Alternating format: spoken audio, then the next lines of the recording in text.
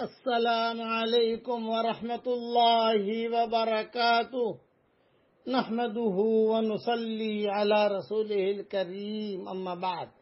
آج کا سبق سن لیجئے۔ آج کے سبق کی سرخی ہے قرآن سے دوستی کیجئے، پارٹ نمبر 22۔